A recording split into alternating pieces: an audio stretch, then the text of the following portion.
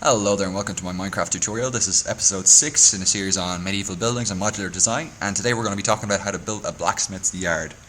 And one of the kind of things I find annoying about blacksmiths and how they're portrayed in MMOs and how they look in a lot of games, even like Minecraft people's builds, they've never really seen a blacksmith, so they're just kind of going off what other games have shown them it to be, and it's pretty off. And you see in this design it's kind of going for a more realistic look. We do have a big forge over in the corner, and we've got, well, iron blocks representing an anvil. Very realistic, can't you tell? And a water trough, and that's kind of the essentials that most people think about. The other thing is you do actually need a lot of space in a blacksmith's yard. One is for bringing horses in and out, because a lot of a blacksmith's work is, well, technically the job is called a farrier, which is someone who makes horseshoes, and shapes them to the particular horse's feet. So yeah, you do need a lot of space, especially for projects you're building on, like bigger ones like gates.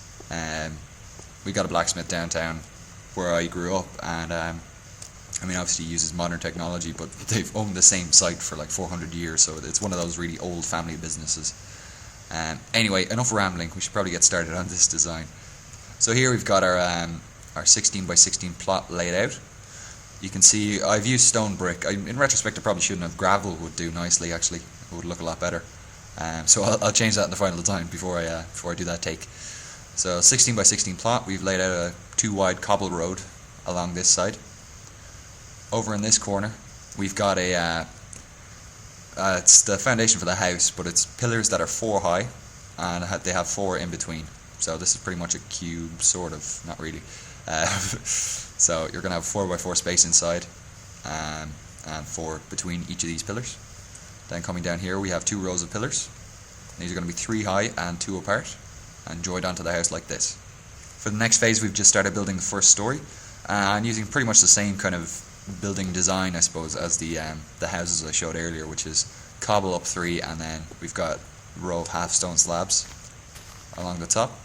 Here you can see this is quite open. The reason is the blacksmith is going to live above this in the upper floor, so this lower floor is more just to kind of lug stuff around and keep stuff in shelter and whatnot. This area down here, you can see we've put a roof on it, just ordinary wooden stairs. And this area I kind of envisioned for just having loads of posts to tie horses and stuff to. So yeah, that's pretty much it for this phase. Moving on, you can see we've added the second floor. So this is jettied out, and it's quite similar to the house design, but because this is the edge of the plot, we've just got the roof coming up to the wall. We've got a cross beam here with some more wattle and daub up there. I've only put 2 windows in this. It really depends. I mean, as with all my designs, it depends where you stick them in relation to your other buildings. So I've kind of envisioned this being stuck to a building here and here, so I haven't put any windows, but again, it's up to you. On the inside, I know if I have the stairs in this one. I don't. I'll come back to that later. Okay, in this section, we've built the actual forge, which is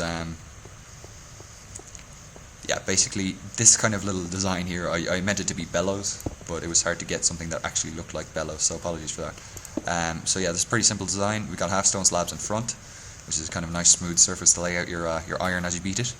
And then we've got some stone brick steps I should say, coming up. Ordinary stone bricks, and then half stone brick slabs I should say, on top. Sorry, I got kind of confused with all these different types of stone, but yeah, that's pretty much it for this phase. In the next phase, we've added 2 iron blocks to represent an anvil. What's actually nice about using iron blocks is that if you've got, well, a couple of plugins I think do it, but there's one called MMO, which is Minecraft, and it adds all the skills. A lot of people don't know about it, but you can actually repair items by using an iron block. You just right-click your tool on it, and yeah, it gets repaired and uses up some items from your inventory, so quite handy. And then we just got a basic water trough with, I just used stone brick in this case. You could use wood, I suppose, but it'd be kind of risky if you're putting hot stuff in it. So yeah, your call, but I like the look of the stone. In this case, we've added in some fences, and those are actually wooden stairs all around the edge. This is just to kind of wall off the area. And the idea of having a big open space is it gives you a lot of room for fuel. Modern blacksmiths, you don't really need it because you use, oxyacetylene torches and all that, but if you want to make enough, if you want to have enough heat to forge enough iron to make a I'm trying to remember, I read this statistic before and it was quite interesting. I can't actually remember it off the top of my head, but it was, I think, to make like a full set of horse armor, you needed the equivalent of a mature oak tree worth of fuel, just for that one set of horse armor. So that's kind of one of the reasons that this design has a big yard, is, you know, you can have places to store your fuel. You can also maybe put in some iron bars, which could be a gate that the blacksmith is working on, you know, still in progress or whatever. So yeah, that's kind of the thought behind this big yard. And it also makes sense from a kind of historical point of view as well. And yeah, that's pretty much it. You can see here I've added in some more detail, put in some random chests for storage. On the inside we've got a kind of spirally staircase going up, just to, like, very simple, you know, bed and a chest. So that'll be the actual blacksmith's home upstairs. Maybe he makes his apprentices sleep out here in the whatchamacallit, the floor.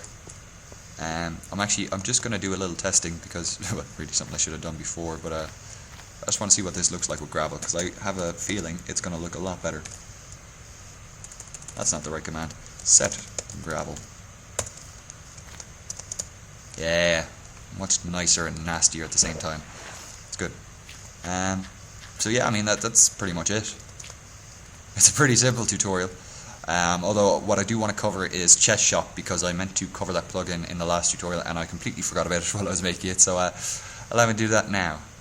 Anyway, yeah, this part of the tutorial is more for people who are actually doing these kind of designs on multiplayer servers, as opposed to people who are doing them in creative. So it's up to you if you want to keep watching. If not, then go ahead, skip to the next one.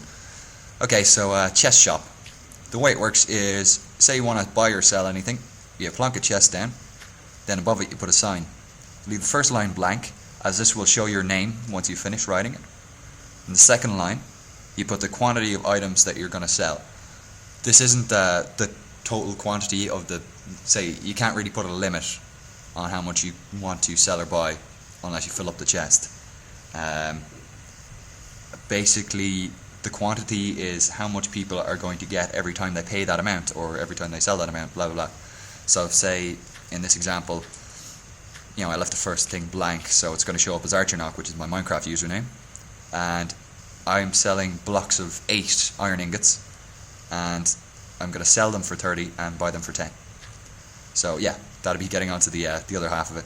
There are better tutorials out there for this. I'm not very good at explaining it, but it's a pretty simple mod to use. But what's nice about it is when you're making shops or inns or blacksmiths, in this case, anything that's going to provide goods or services, you can actually sell them, and you know, it'll take care of it while you're not actually online. So yeah, anyway, quantity is there. The third line is the selling and buying price, and you do that separated by a colon in the middle. So it'll be, you know, if I wanted to sell something for, well, okay, I'll leave first line blank. I'll run through it now, and say I want to sell groups of 10 dirt, and they're going to cost 5 to buy. Sorry. 5 for people to buy them, and I'm going to buy them off people for 1. And then in the bottom I'm just going to put dirt. So yeah, that's pretty much it.